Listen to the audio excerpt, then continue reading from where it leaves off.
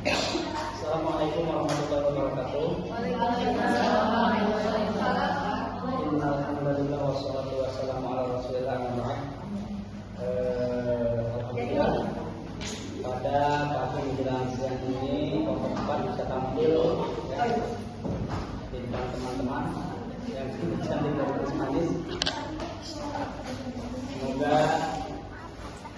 presentasi yang akan kami sampaikan hasil dari observasi di KPGRI 1 Langkat Bitung. Kami berempat ya. Di sini ada Bukusan Widianti, Bu Eli Komaria, Bu Nuraini, dan saya pribadi. Namanya Eli Suhedi. Sudah cukup jelas? Sudah. Mudah-mudahan ini bisa menambah wacana pemahaman kita ya terhadap semua hal yang selama ini kita pelajari di kampus ini dan di lapangan sebagai bentuk dari praktek kita melihat langsung bagaimana sebuah lembaga atau sebuah lembaga pendidikan menerapkan sistem pendidikan yang sesuai dengan apa yang kita pelajari. Izin saya membacakan tentang latar belakang observasi ya. Dan tentunya PAUD merupakan fase fondasi terpenting dalam tumbuh kembang anak. Pada masa ini anak mengalami perkembangan secara fisik, kognitif, sosial, dan emosional. Memahami proses pembelajaran, bermain, dan interaksi di PAUD sangat penting. Observasi berlangsung di TK PGRI 1 Langkat Bitung dilakukan untuk menghubungkan teori praktek nyata di lapangan. Tujuan observasi yang pertama adalah memahami tahap perkembangan anak usia dini secara langsung di lapangan. Kedua, mengamati penerapan kurikulum dan metode pembelajaran yang digunakan. Kemudian yang ketiga, mengidentifikasi strategi guru dalam manajemen kelas dan fasilitas belajar ya. Keempat, mengevaluasi kesesuaian antara teori dan praktek pendidikan anak usia dini. Manfaat observasi yang pertama, memperoleh wawasan praktis tentang pendidikan anak usia dini secara nyata. Kedua, meningkatkan pemahaman tentang pentingnya manajemen kurikulum di PAUD. Ketiga, merefleksikan pengembangan kompetensi sebagai calon pendidik PAUD. Bahkan sekarang bukan calon lagi ya. Tentunya kita sudah aktif mengajar di lembaga PAUD. Kemudian mengenali tantangan dan solusi dalam mengelola pembelajaran anak usia dini, tentunya di lembaga yang kita observasi itu.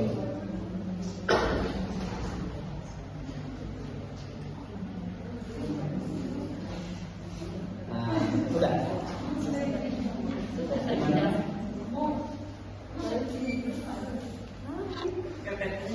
Baik, saya lanjut visi dan misi. Visi sekolah TK PGRI 1 itu menciptakan anak didik yang cerdas, terampil dan berakhlak mulia melalui pendidikan berkualitas bersama orang tua, guru dan masyarakat. Misi dari TK PGRI 1: pembelajaran aktif, kreatif, inovatif, pengembangan potensi optimal sesuai tahap perkembangan, penanaman nilai agama dan moral sejak dini, lingkungan belajar yang aman, nyaman dan menyenangkan, serta kolaborasi dengan orang tua dan masyarakat. Tujuan TK PGRI 1 Langkat Bitung yaitu mengembangkan aspek fisik, kognitif, bahasa, sosial, emosional, dan nilai agama moral anak. Mempersiapkan anak untuk jenjang pendidikan berikutnya, membangun kemandirian, kepercayaan diri, dan tanggung jawab, serta menciptakan suasana belajar yang bermakna dan menyenangkan bagi anak. Metode observasi. Jenis observasi yaitu kombinasi observasi partisipatif atau keterlibatan langsung dalam kegiatan belajar dan non-partisipatif atau pengamatan tanpa keterlibatan aktif. Untuk pemahaman menyeluruh dinamika kelas, lokasi dan waktu itu tanggal 20 Juli 2026 dilaksanakan secara berkala.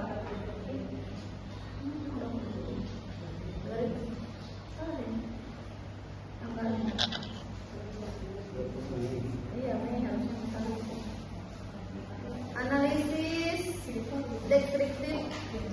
deskriptif kualitatif digunakan untuk mengidentifikasi pola pembelajaran, strategi manajemen kelas, serta kesesuaian antara teori dan praktik di TKPGRI 1. Analisis konseptual dilakukan dengan membandingkan temuan observasi terhadap teori perkembangan anak dan manajemen kurikulum guna memperoleh pemahaman mendalam tentang dinamika pembelajaran di kelas. Profil lembaga TKPGRI 1 Rangkas Bitung adalah lembaga PAUD yang berlokasi di Rangkas Bitung, berperan penting dalam memberikan pendidikan anak usia dini yang berkualitas bagi masyarakat setempat. Lembaga memiliki visi mencetak anak cerdas, terampil dan berakhlak mulia, didukung fasilitas memadai serta pendidikan kompeten dan berdedikasi. Saya dilanjut oleh teman saya. Selanjutnya saya membacakan penerapan kurikulum. Desain pembelajaran bersifat tematik dan integratif, menggabungkan berbagai aspek perkembangan anak, kognitif, bahasa, sosial, emosional, dan fisik motorik dalam satu rangkaian kegiatan yang bermakna. Kurikulum yang diterapkan di TKPGRI 1 Rangkas Bitung merupakan kurikulum berbasis kompetensi yang disesuaikan dengan karakteristik dan kebutuhan anak usia dini. Metode pembelajaran. Di sini kan ada fotonya ya. Di sini ada foto bermain, bercerita, dan demonstrasi. Pengelolaan kelas dan fasilitas. Guru menciptakan suasana belajar yang kondusif dan anak hubungan positif dengan anak.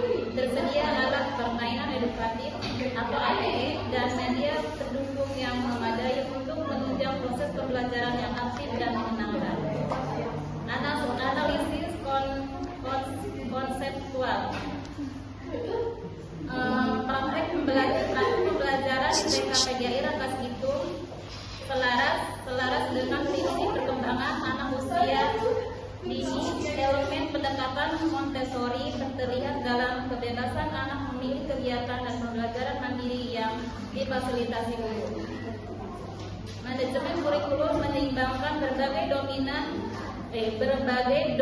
domain perkembangan, sementara guru berperan sebagai fasilitator dan motivator yang mendukung tumbuh kembang optimal setiap anak. Baik. Selanjutnya, kesimpulan dari kelompok kami ya, menurut kami TKPGRI 1 Rangkas Bitung itu menerapkan pendekatan pembelajaran anak usia dini yang tepat sesuai dengan tahapan perkembangan dan kebutuhan anak. Manajemen kurikulum yang diterapkan terbukti efektif dalam memandu perkembangan anak secara holistik, mencakup seluruh aspek perkembangan. Intisari hasil observasi kami yaitu para guru terbukti kompeten dalam mengelola pembelajaran dan berinteraksi dengan anak secara positif dan suportif. Lingkungan belajar yang diciptakan mampu mendorong pertumbuhan dan perkembangan anak secara optimal sesuai potensinya. Saran untuk pengembangan menurut kami itu diverifikasi metode dan media ditingkatkan, keberagaman metode pembelajaran dan media edukatif agar lebih menarik dan sesuai kebutuhan anak. Kolaborasi dengan orang tua, perkuat keterlibatan orang tua dalam mendukung perkembangan anak baik di sekolah maupun di rumah. Rekomendasi dan tidak dilanjut ya. Evaluasi dalam kurikulum, lakukan evaluasi rutin terhadap efektivitas aktivitas kurikulum dan metode pengajaran untuk perbaikan berkelanjutan. Peningkatan fasilitas dan infrastruktur, tingkatan sarana dan prasarana, pembelajaran untuk menciptakan lingkungan belajar yang lebih optimal. Baik, terima kasih. Cukup sekian. Selanjutnya Silakan, kami menerima tidak ada pertanyaan itu. Warahmatullahi wabarakatuh. Nama saya Ani, saya dari kelompok 1 ya. Yang saya ingin tanyakan di sini ada analisis konseptual Konseptual yang dilakukan dengan membandingkan temuan observasi terhadap teori perkembangan anak dan manajemen kurikulum digunakan memperoleh pemahaman mendalam tentang dinamika pembelajaran di kelas. Nah, bagaimana kalau misalkan observasi yang dilakukan Bapak Ibu semua ini tidak sesuai dengan kurikulum yang ada di sekolah itu? Itu aja. Kalau kita mau dulu terkait pola penerapan pendidikan di lembaga atau pendidikan yang ada di dari mulai kalau matahari, TKA, kemudian TK Pembina dan kita di TK PGRI, tentunya ini ada variabel yang bisa kita bandingkan.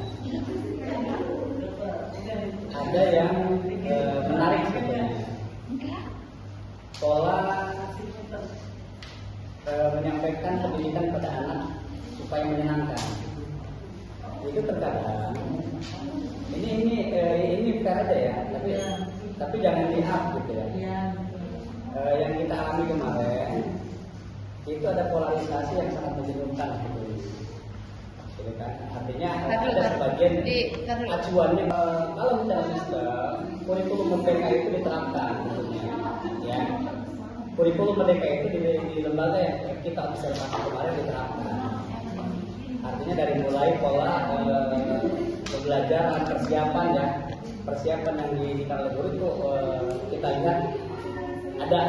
Kemudian sarana juga kalau sekelas TK PGRI ya wajar ya karena memang itu kota, kemudian Kapolri juga itu memasuki area lengkap. Ya tadi kita melihat kalau hasil observasi ini kata Bu tidak sesuai dengan kurikulum yang ada di sana, ya berarti observasi itu batal. Gitu ya. Artinya apa yang dituliskan di observasi ini tentunya adalah realita pengalaman lapangan yang memang kita lihat terkait pola praktek pendidikan yang ada di lembaga itu. Gitu, Bu Anis. Kalau kurang puas, semua tidak puas. Jangan lupa puas. Udah. Tutup aja Pak. Langsung ke Baiklah, karena kita yang paling terakhir, tentunya kami sangat berterima kasih atas kesempatan yang telah diberikan oleh teman-teman semuanya. Mudah-mudahan observasi yang disampaikan oleh kelompok kami ini sama mengulang kata budaya, tidak memuaskan tentunya, karena insya Allah kita ada insan yang akan terus belajar, berinovasi. Perkembangan zaman ini menuntut kita untuk terus bisa beradaptasi dengan kondisi ya. Karena mau tidak mau teknologi ini adalah era yang sangat memudahkan kita bisa mengeksplor apa yang sebetulnya kita sulit untuk menjangkau sekarang bisa sangat mudah. Oleh karena itu semangat belajar terus-menerus. Mudah-mudahan kita semua menjadi guru tauladan, pengelola lembaganya, pengelola lembaga ke depan ya. Setelah kita tahu tentang budaya pendidikan lebih profesional dan aspek pada hasil pendidikannya bisa lebih maksimal. Terima kasih banyak. Mohon maaf apabila ada ucap kata yang salah. Wabillahi taufiq wal hidayah. Wassalamualaikum warahmatullahi wabarakatuh. Waalaikumsalam.